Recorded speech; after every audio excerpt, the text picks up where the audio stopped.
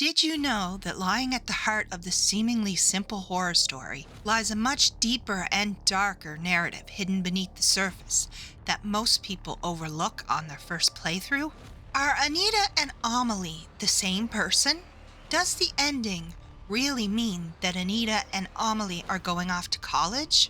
Or are they really dead, both having jumped from the villa, and the ending is a representation of their soul finally finding peace and moving on to the afterlife, free from the purgatory of their trauma? Brace yourself for a terrifying journey as I take a much more in-depth look into the hidden narrative and surprising twists that lie beyond the surface, deciphering the cryptic clues, dissecting the haunting characters, and analyzing the psychological terror to uncover the secret and truth that lies within this twisted narrative. Join me as I reveal the dark truth, the real hidden story behind this short experience. In the behind-the-scenes interviews on Konami's YouTube channel, the developers revealed the story was originally going to be much deeper and far more disturbing, with a different and much darker ending. This darker ending was ultimately replaced with the more ambiguous ending we got. However, hints, clues, and even newspaper articles left in the game strongly suggest what this original twisted narrative might have been. After all, this is Silent Hill. Things are rarely as they appear here. On the surface, the game follows teenager Anita Plannert, a 17-year-old girl who goes to an abandoned apartment building, the Villa, in Kettenstadt, Germany, at the request of her friend, Maya Hindenburg. Surprisingly enough, the game does not take place in Silent Hill this time. This is explained throughout the game by a newspaper article, which explains that a strange experience known as the Silent Hill phenomena has been spreading globally, manifesting in places of psychological trauma, basically explaining that the powers of Silent Hill can reach to anyone with psychological trauma, bringing the foggy other world from Silent Hill to anyone affected. Throughout the 2 to 3 hour short experience, we learn about Anita, Maya, and their friend Amelie. We also learn the town's history and the legend of the Witch of Kettenstadt. Trapped in a nightmarish and endless loop within the now otherworldly villa, Anita is chased by a terrifying cherry blossom monster, grappling with the trauma of her abusive mother and her complicated friendship with Maya and Amelie. Eventually, we learn that Anita grew hateful towards Maya, fueled by jealousy and fear of losing Amelie, after Amelie and Maya began growing closer and spending more time together. In the end, Anita apologizes and confesses this to Amelie, and the game seemingly concludes with a happy ending, as Amelie calls and pleads with Anita, telling her that she needs her, stopping Anita from jumping off the roof again. This seemingly breaks Anita out of the Silent Hill phenomena and the foggy world she was trapped in, and both girls eventually decide to leave the city together, possibly even going off to college somewhere. But what if this ending isn't literal? What if it's much darker than we initially think? On the rooftop, we see Maya's final painting, depicting angels carrying souls to heaven as the sun breaks through the clouds. The painting shows a bunch of girls on the bottom with only one wing, or broken ones, reaching out to be saved. But the angel reaches out, taking the hand of a woman with 2 wings instead, and leading her up to heaven. What if this painting is showing us the real truth? That Anita and Amelie are already dead, having already jumped from the villa. Them breaking free out of the fog, with the sun shining down and the clouds opening up, was actually them breaking free of their purgatory, and the light symbolizes their souls, finally moving on from purgatory to heaven to finally be at peace. Throughout the game, we see Anita stuck in some kind of loop, suggesting a purgatorial state that she is destined to relive and repeat until she can forgive herself and make amends with Amelie and Maya. Only after confronting her past, confessing the truth to Amelie, and reconnecting with her, was she able to finally move on to a happy afterlife.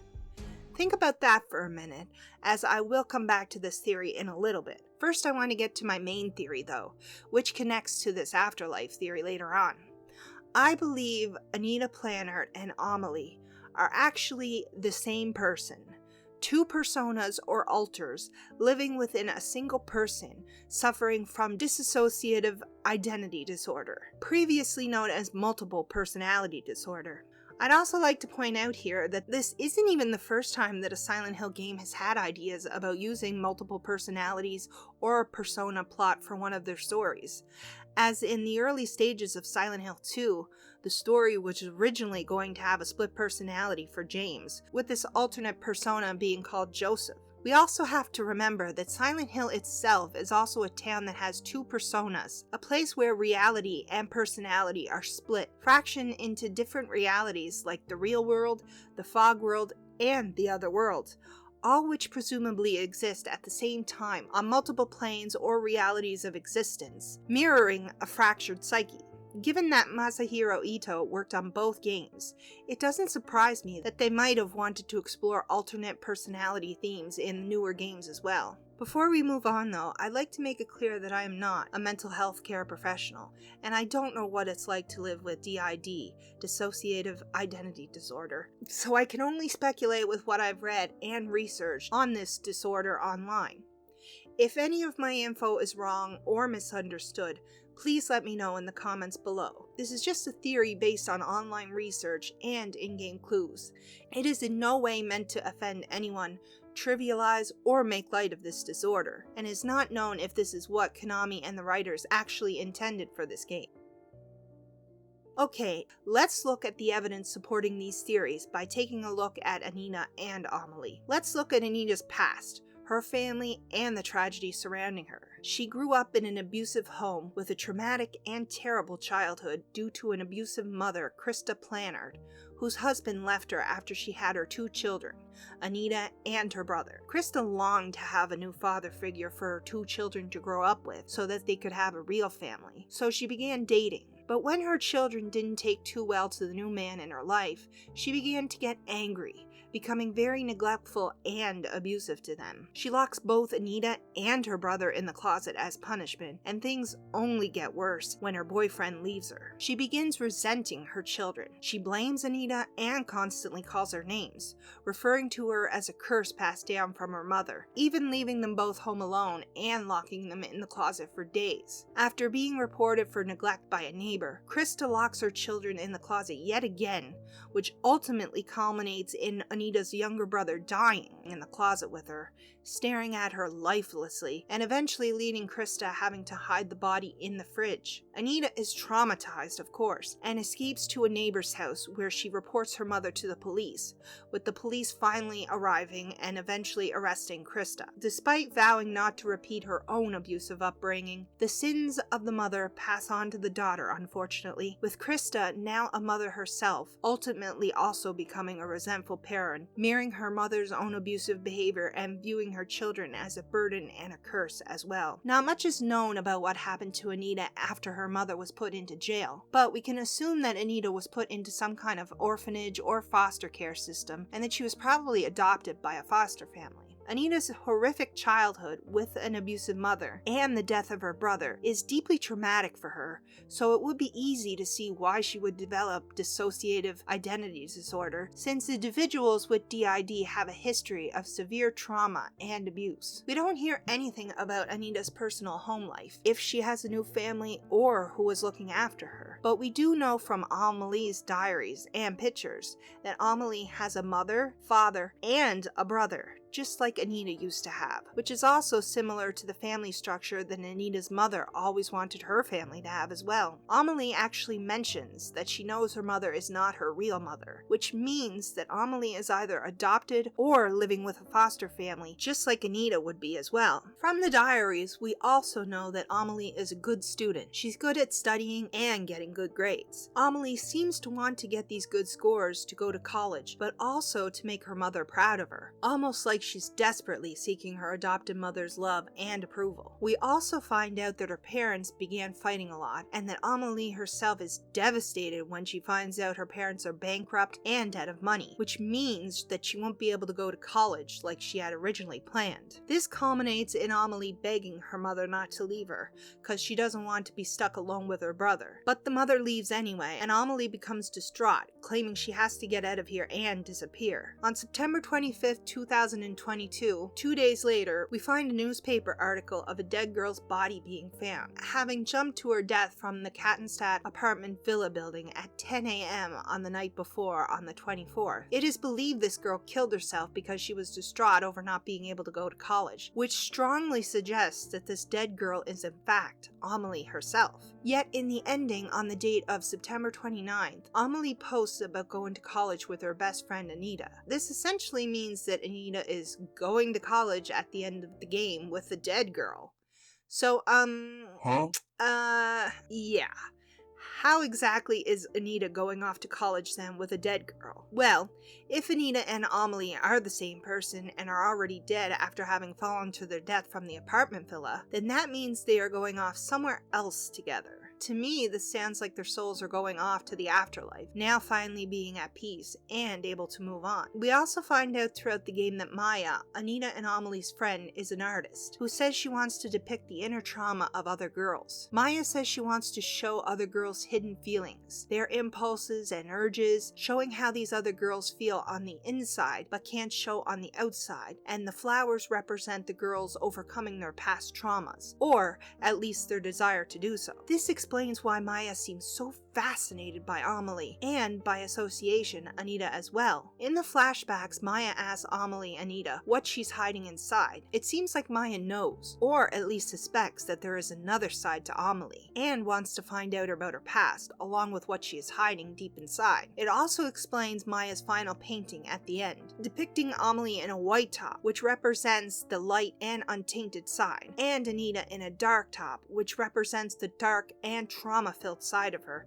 that she doesn't show to most people, both together, their hands intertwined as part of the same person with cherry blossoms on each of their arms. They are two halves of the same person and are best friends. I believe that when Anita got adopted by her new family, she developed a new persona or alternate personality, Amelie, the bubbly, outgoing yet studious good student, the perfect version of her that represents what Anita wanted to be, just a normal girl living a normal life with no drama. Basically, the part of her that blocked out and doesn't remember her trauma. Someone who would also be a good friend to Anita, someone that would care about her, praise her, and pick her up when she's down. Anita is the core personality, the real darker, repressed, and trauma-ridden side of Amelie. And Amelie is the normal, studious student that her mother has always wanted, and the side of her that wants to please her new family and go to college. A significantly important article that majorly hints at this is called "The Children Who Turn Traumas into Tales." It describes how traumatized teens create grandiose stories to escape their pain. One example is a girl convincing herself that her real loving mother existed elsewhere while living with an abusive stepmother. This actually mirrors Anita creating Amelie, a perfect persona living a normal life with an adopted family, aka the real loving mother she desperately wanted to have, to escape the trauma of her birth mother and past. That being said, I am unsure if they know they are the same person or not. Maybe they are both aware that they share the same body and are okay with it. Or maybe they just don't know. Regardless of whether they know they are sharing the same body or not, they are obviously aware of each other and think of each other as separate people. As best friends, they are to support, encourage, and be there for each other. Especially Anita, who has always wanted to have a best friend and probably a sister to talk to. Another big reason to consider Amelie and Anita being the same person is Amelie's mysterious brother, who Amelie seems terrified of and is suffering from some kind of past childhood trauma regarding. Now, personally, I don't believe Amelie Anita really has a new brother as part of her new adopted foster family, but that this is actually more of a hallucination or delusional fantasy of her brother having survived and being part of her new family. Even if he is real, though, the fear and trauma that Amelie experiences related to her brother is because of what happened with Anita's real brother. Amelie mentions that he somehow messed with her by staring at her as a child, which made him seem like a creep to her. But if Amelie is Anita, this would make sense, because Anita was often locked inside the closet with her brother, sometimes for days. This means that she was forced to be in a very confined space, with her brother looking and possibly touching her as well, since they were in such a tight space together. Not only that, but her brother actually died in the closet with her. That means his dead, lifeless body was probably staring at her for days, which would obviously traumatize anyone. Amelie says that she's going to avoid her brother as much as possible, possible, which could symbolize Anita avoiding her own trauma, thinking about what happened to her brother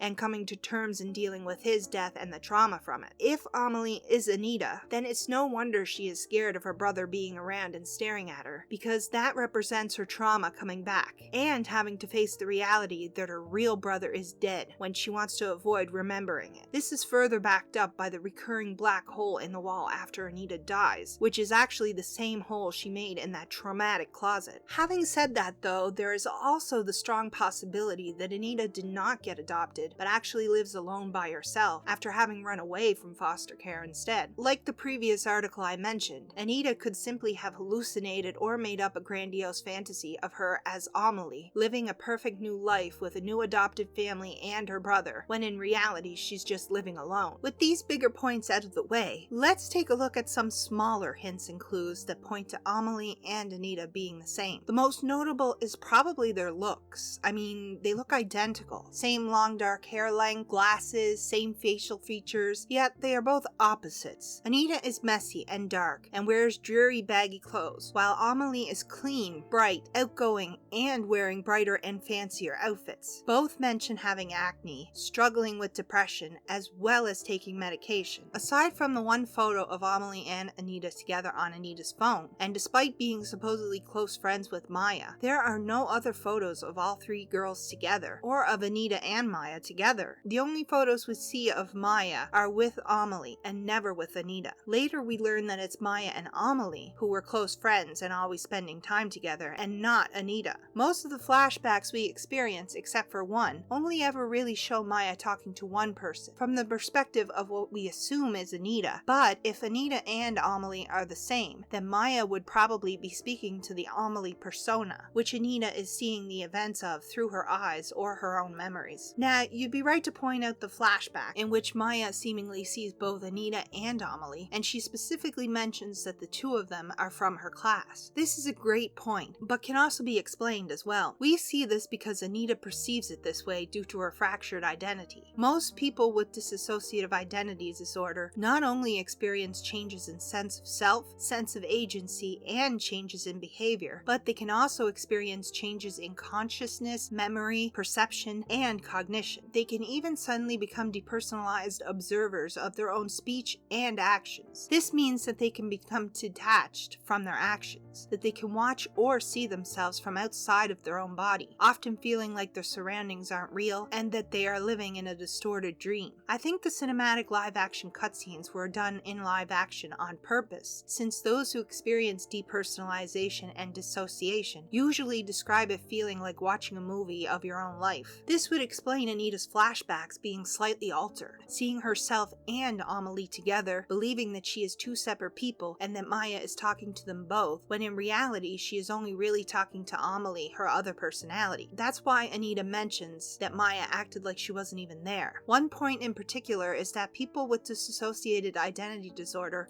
also describe perceptual alterations and a distorted sense of time and space, which also explains the dreamlike perception, as well as the distortion and glitch-like effects in those cutscenes. This is important to note because the flashbacks themselves appear glitchy, distorted, and dreamlike. And if you look very closely, you will see that when Amelie and Anita first meet Maya, the walls around the room in the flashbacks are actually clear and just white painted and empty. However, as time goes on, you will notice that those sticky notes from Anita's other world actually begin to show up in the background as well. At first, it's just a wall or two, but then as time goes on and the flashbacks get more dreamlike and glitchy, the sticky notes actually begin to spread and get worse, filling up almost all of the walls during most of her time with Maya, which to me represents Anita's inner turmoil, her deteriorating mental state, and her jealousy, anger, and hatred getting worse over watching these events and seeing Maya and Amelie spend so much time together, feeling like she is a loser, like she is essentially losing Amelie to Maya. These perceived memories align with the perceptual alterations and distorted sense of time and space reported by individuals with D.I.D. Another interesting point is that Maya never calls Anita by her name in the text messages or in the flashbacks. Now, in the game we are told that Maya and Amelie used to be close. They used to talk all the time, write letters to each other, as well as share books. Yet, in the flashbacks we see Maya acting as if she is best friends with Anita, being close with her,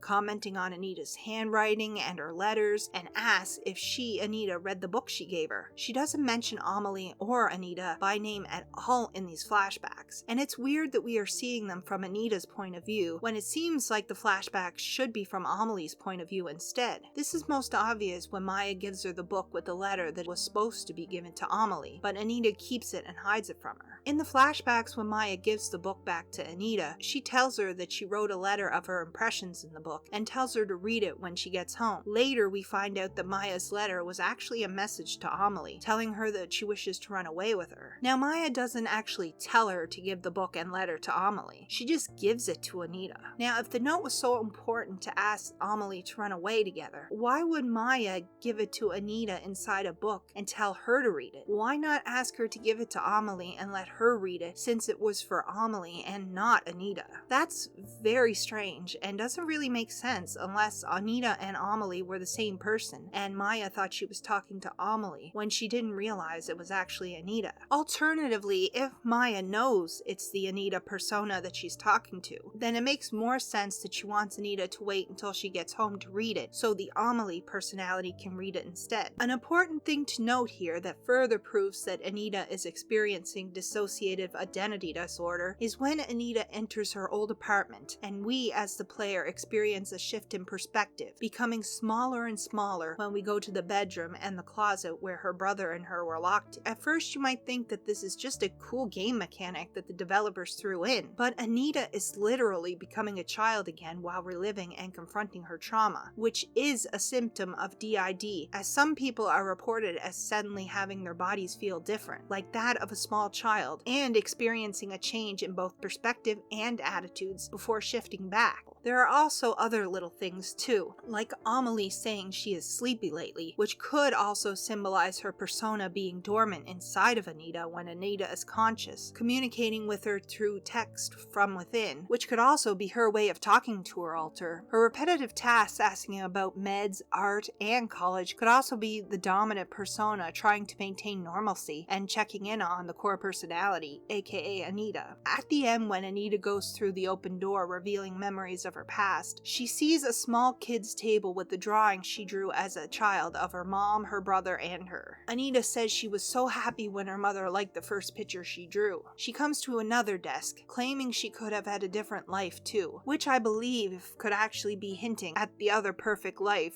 she is leading as the persona Amelie. Then she comes to Amelie's desk and asks Amelie what she should do. When she gets to the roof, Anita calls Amelie again and tells Amelie she's sorry, that she didn't think Maya would do that she thought she was invisible and that she didn't matter to anyone. She specifically mentions that Amelie and Maya did see her, and that she should have figured it out sooner. When Anita says this, D.I.D is in capitals, which actually probably has no meaning to it honestly, but it's definitely an interesting sign, because it could symbolize dissociated identity disorder. The seemingly happy ending of Anita and Amelie going off to college is a metaphor for them finally being able to go to heaven and move on to the afterlife, after being free from purgatory. If not, the only other reason I see for the newspaper article of Amelie's death is to show Anita a possible outcome or what would happen to Amelie if she stays in the loop and doesn't break free. That Amelie would also take her own life by jumping off the villa too.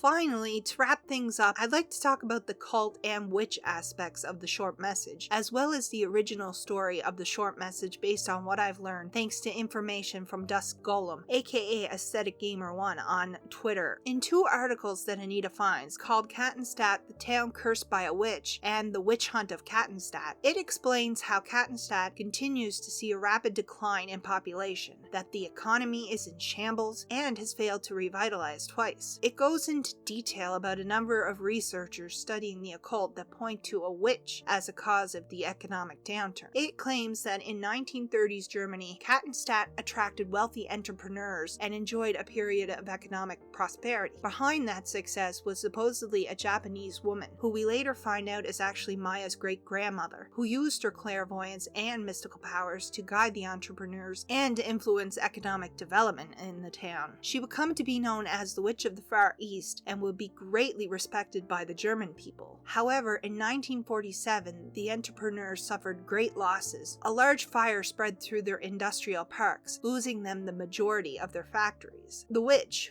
who was hospitalized from being horribly burnt in the fire, reportedly jumped off the roof and seemingly killed herself. Apparently, the witch had been diagnosed with an unknown illness, and many believe the fires pushed her over the edge. Some people, though, claimed that her death was actually the cause of a witch hunt led by the mayor of Kettenstadt. They argued that the witch's rise to prominence had angered the mayor's party, who used the chaos from the fires as a cover to murder her, burning her and pushing her off the roof. Of course, there is no evidence, and many just think of it as a conspiracy theory, but the mayor's party did gain significant influence after the witch's death. Furthermore, researchers believe that before her death, she was believed to have placed a curse upon the town, stemming its growth, with the people believing that any stroke of bad luck was the result of the witch's curse. To me, it is fascinating how the witch was described as having an unknown illness. Perhaps she also suffered from D.I.D. and then passed on her trauma to the other girls in the area as a curse, so that they would feel such despair to take their own lives and the population would never grow. According to DuskGolem, this game was actually going to have more occult plot lines that tied into the Witch of Kettenstadt, as well as a major cult that existed in the town linked to the mayor and what happened with Maya's great-grandmother, which could have also even been connected to Silent Hill's main cult, the Order. DuskGolem goes on to confirm that in the original version, a group of Anita's classmates known as delinquents were holding a party that night in honor of Maya's death, wrecking the place and leaving graffiti. In the original, there were a lot more characters you interacted with. Anita fairly early in would find Maya's phone and begin texting Maya's contacts and group chats to try to learn what happened to Maya, and actually text messaging them would have played much more of a role in the game. The game was still split into 3 phases, but the specifics differed quite a bit. In the first phase, Anita mostly would be solving puzzles by contacting people to try to piece things together. Some would only help her if she did things for them, like Amelie asking Anita to take a picture of a drawing Maya had made. While another example is someone less fond of Anita, wanting her to take a daring, scary photo, and then they talk. Finding certain objects in the environment would also unlock keywords, which you could then use to message contacts to try to get more information out of. Anita begins to learn a new side of Maya, and a disturbing truth begins to surface. Anita finds a boy Maya was seeing, who she thinks drove Maya to take her own life, accusing him on social media, thinking that she solved the case, but then a weird painting grips her mind. She jumps off the roof, then awakens back inside the apartment, unable to escape. In the original version of the game, during the second loop, the place begins to devolve further, and the dark secret of the town they live in begins to get unearthed. A classmate says the words, "the witch's curse," which strikes anxiety within Anita, and she begins to see the cherry blossom monster at that point. It is around this time that the existence of a cult and a ritual would have come up. Anita finds evidence of a ritual that was happening, that a number of students and even some teachers in their school were part of some weird cult. More evidence comes out that certain online rabbit holes had been pushing extremist religious ideas online that had been gaining a small amount of traction, that began to fester in their local community due to an old xenophobic belief in their town of a witch who came from Asia in the early 1900s. This had made Maya and Anita targets for having Asian inheritance, with some of the class believing them to be witches. Maya was already unpopular, and was chosen by some of the class as a sacrifice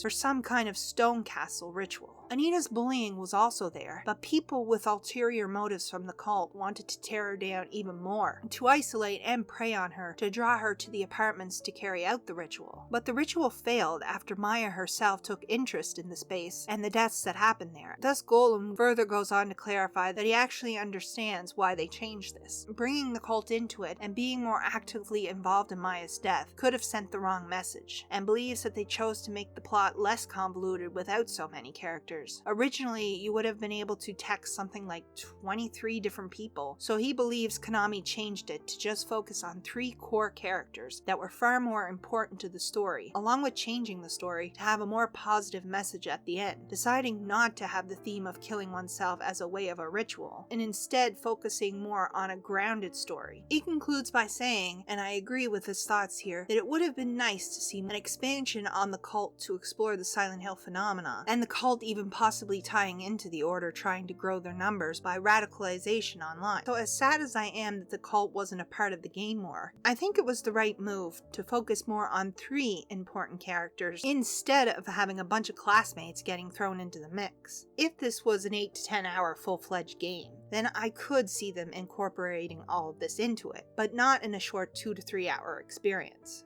The decision to drastically reduce the character count to focus on Anita, Amelie, and Maya, and shifting away from the overt cult storyline, suggests a pivot towards a more personal, psychological horror experience that was brought in after they dropped the cult storyline. This makes a deep dive into Anita's psyche, potentially involving dissociated identity disorder as a central theme, a more plausible direction for the final game, changing the focus to personal trauma and psychological horror instead. Simplifying this narrative allowed for a deeper focus on the core relationships and Anita's internal struggle, allowing for a more ambiguous ending that would seem positive or good, but could still be interpreted as a symbolic representation of the girls finally being able to move on to the afterlife instead of being trapped in purgatory. So, what do you guys think? Does the evidence, the visual similarities, the shared trauma reflected in their histories, the psychological cues, and the symbolic ending painting convince you that Anita and Amelie are the same person?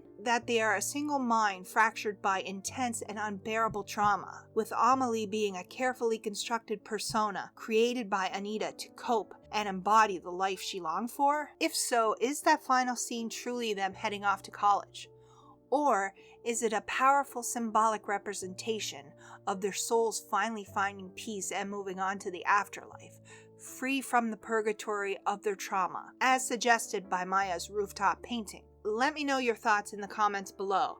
I'd love to hear what you guys think as well. In a few weeks, I will also be posting my playthrough of Silent Hill: The Short Message, which I actually recorded last year when it first came out. I actually had originally intended to start this channel early last year, but life and health issues got in the way. I had recorded playthroughs of Silent Hill: The Short Message and Five Nights at Freddy's Help Wanted 2 for my channel, but thought I had lost them with my hard drive. Thankfully though, I was able to come across them about a month ago, so I'll be able to post them hopefully soon. When I post the short message playthrough though, you'll be able to see how I was able to come to the conclusion of this theory through my playthrough as I examined everything. I will also be posting the new Silent Hill F analysis and theory of the new trailer, comparing the new info to some of Ryukishi's other works, and revealing 3 mind-blowing mini-theories that will have you seeing the trailer in a whole new light. I just wanted to get this video out first. If you like this video, please like and subscribe and share. You can also check out more Silent Hill content, including my list of top 5 games and stories I'd like to see in the future for the Silent Hill series. Thanks for watching everyone, and see you all next time.